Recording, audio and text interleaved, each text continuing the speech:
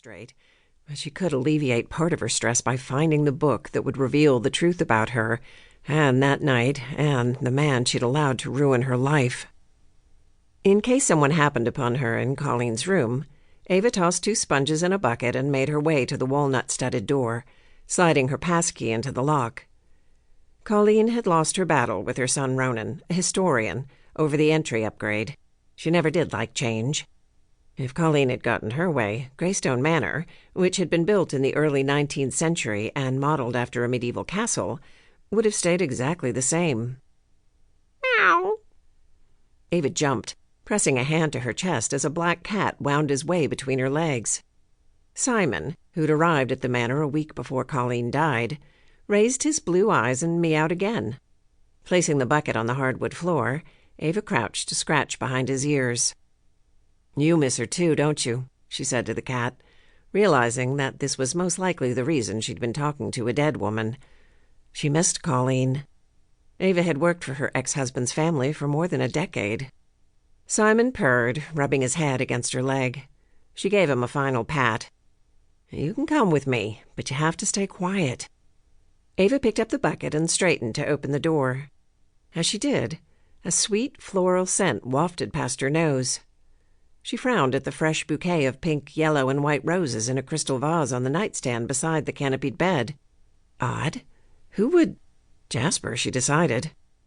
The older man had been with the Gallaghers for as long as she could remember.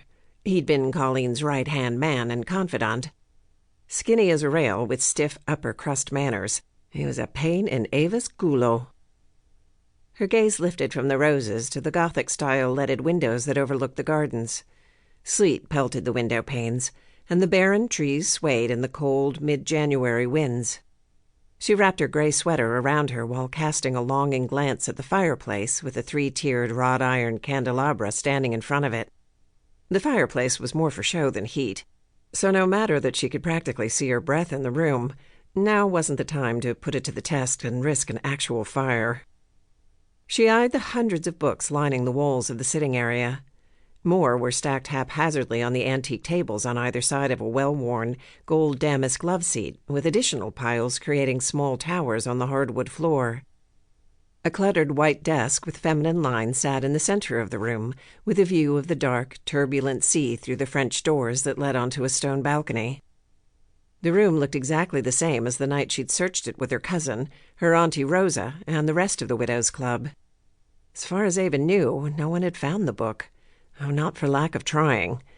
It had to be here somewhere in this room. She set the bucket beside the fireplace and walked the perimeter, lifting the heavy, antique gold drapes and peeking under the oil paintings in search of a safe or secret compartment. Simon meowed from where he stretched out on the back of the love seat, once again drawing Ava's attention to the shelves of books behind him. They'd been looking for a brown, leather-bound book the night they'd first searched the room, aptly named The Secret Keeper of Harmony Harbor. Ava wondered if Colleen had hidden it within another book. She wouldn't be surprised if she had. Colleen had been a cagey old lady.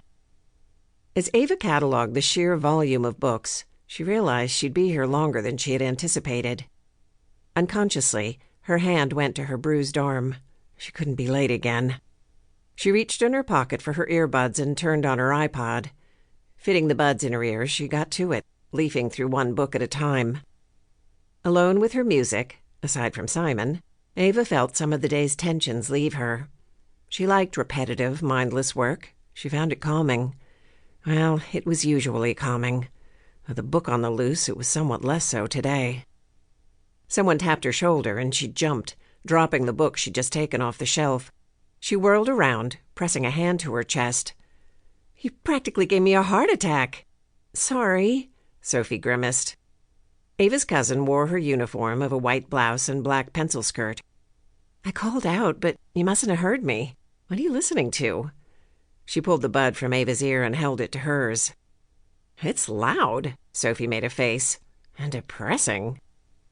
"Mad World by Gary Jules. It's not depressing, it's beautiful." Ava reached into the pocket of her black uniform dress and turned off the iPod, then bent to pick up the book she dropped. I was looking for something to read." Sophie removed the black-framed glasses that held back her long, chestnut-brown hair.